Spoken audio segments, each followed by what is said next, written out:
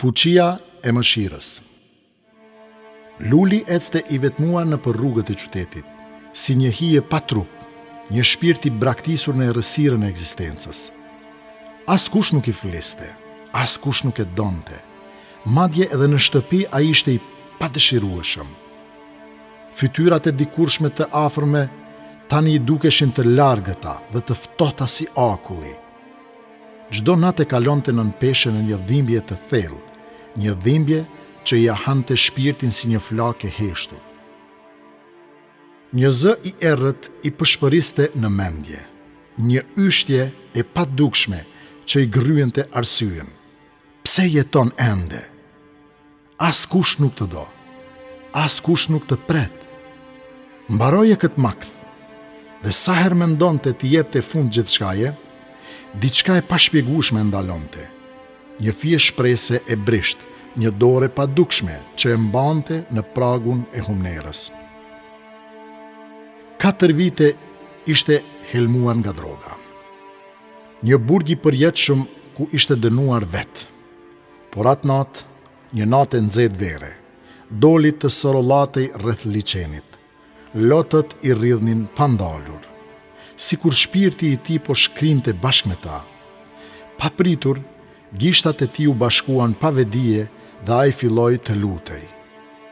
Për herë të parë pas shumë vitesh, ai u drejtua krijuesit me lot e dëshpërim.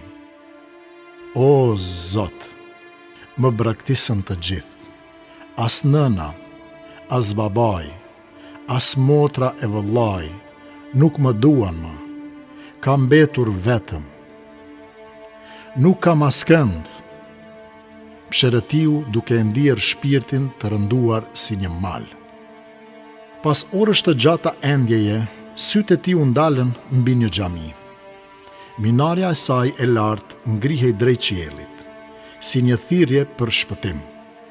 Drita e brendshme derdhej butësisht në pragun e saj, sikur e ftonte të hynte brenda. Por ai qëndroi në dyshim, I mbërthyer nga ndjenja e pavlefshmërisë. Një dorë e lehtë preku supin. Luli u tremb dhe u kthye vrullshëm. "Oh, Luli, më fal, nuk desha të të friksoj." I tha një djalosh, një bashkëmoshatar I tij. Luli fshiu syt, e mbushur me lot dhe mundohej të mbante zërin të qëndrueshëm. "Jo, nuk më friksove. Ishte thjesht, mendja ime." "Pse çan? Çfarë po të mundon?" "Shpirti më digjet," I tha Luli me një dëshpërim të thellë. "Pse?"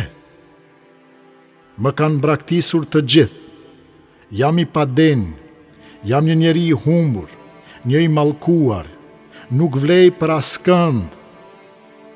Lotët I rridhin pa kontrolluar, ndërsa zëri I dridhej nga dhimbja.